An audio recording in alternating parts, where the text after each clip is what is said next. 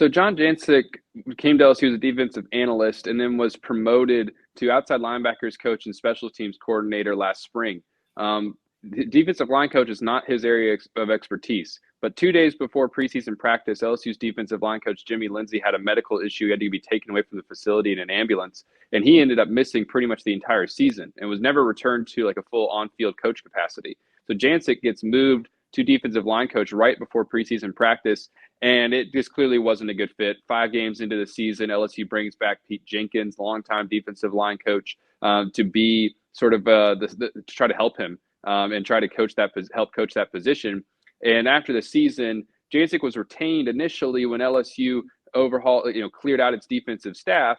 But his role moving forward was never clear as to what that was going to be. And as LSU continued to hire all of its on-field coaches, he wasn't going to have an on-field role. LSU finished out his defensive staff a couple of weeks ago.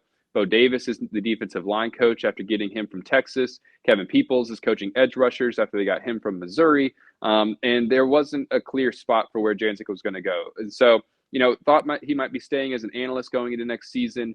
He had one more year left on his contract, but that ends up not being the case, and he's no longer with the program, and we'll see where he ends up. So really just kind of a matter of, him not really, he was never going to be their long-term defensive line coach because that was, like I said, it's kind of just a patchwork thing that got put together last season to try to get through it after Jimmy Lindsey's issue. But then when the staff kind of came together, there wasn't an obvious spot for him going into next season. So this is an obvious position of need in regards to coaching and development and everything, considering what this defense looked like last year. It was a track meet each and every week that Jaden Daniels had to stay ahead of the curve in that long list of great receivers. Defense is a source of pride at LSU. Is there reasonable hope that they can get back to LSU standards? Well, there's always hope, I guess, especially this time of year. Hope springs eternal. But LSU has certainly gone about trying to revamp this defense by bringing in talented coaches and bringing in people on that side of the ball who maybe can coach this group better, recruit better talent at certain areas where LSU has just been talent deficient, the secondary in particular. And it started by, hiring Blake Baker as its defensive coordinator from Missouri. And then it went and got Bo Davis, renowned defensive line coach from Texas. It got Kevin Peoples from Missouri. It got Corey Raymond, a longtime LSU defensive backs coach, brought him back after 2 years away from the program. He had been at Florida. And then hired kind of an up-and-comer in Jake Olson as their safeties coach. And the theme with all of these coaching hires that LSU made, it also, did a couple of moves on the offensive side of the ball after Mike Denbrock left for Notre Dame. Everybody who LSU brought in had previous Louisiana ties, either has already coached within the state before, played in the state before, you may be from the state. Like all of those, that everybody on the staff now around Brian Kelly has that with that theme, has that on their resume. And Brian Kelly said yesterday it wasn't necessarily the determining factor in the hires that LSU made. But it was certainly an intentional part of the process in which LSU went about hiring coaches, was that it was kind of part of the desired job description that you had experience in Louisiana recruiting it. Like we talked about earlier, LSU wants to lock down this state in recruiting. And these are, when you look at it on paper, guys who should be able to do that.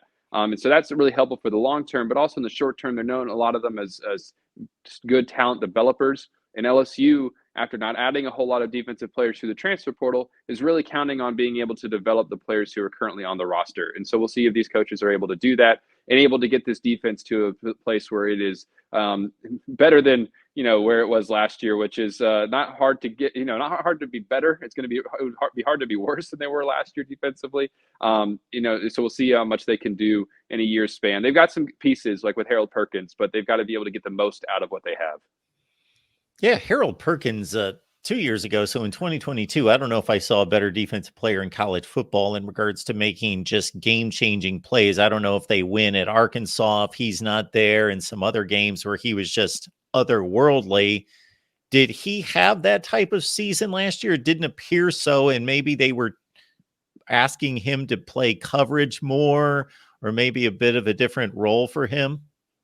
Yeah, it was not the season that you would have expected from Harold Perkins going into his sophomore year, when he was now for the first time throughout the season a full-time starter. he was disruptive in moments. He still led LSU with around 13 tackles for loss. He had, I think, 5.5 sacks. He had some quarterback hurries, but it wasn't as consistent and as dominant as he showed he could be as a freshman. And part of that was because his position was kind of in flux the whole year. LSU was trying to make him an inside linebacker in the season opener, immediately abandoned that after the loss to Florida State. It did not go well.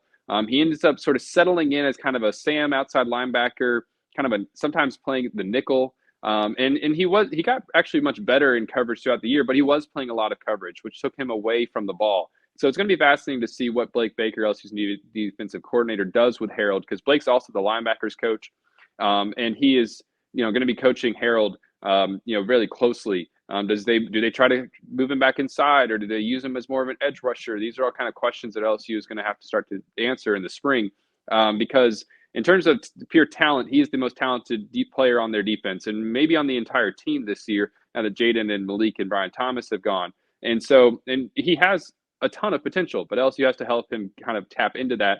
And it starts by really finding the position that's best suited for his skills, because he's so fast. He's so good at getting after the quarterback. He's not a bad coverage linebacker anymore after going through a season of it, but it takes him away from the ball. And so we'll see how LSU balances those things going into next year. His junior year, which if it's a good year, obviously, you would think that he's headed off to the NFL after that. So you really want to try to get the most out of him as much as they can this season.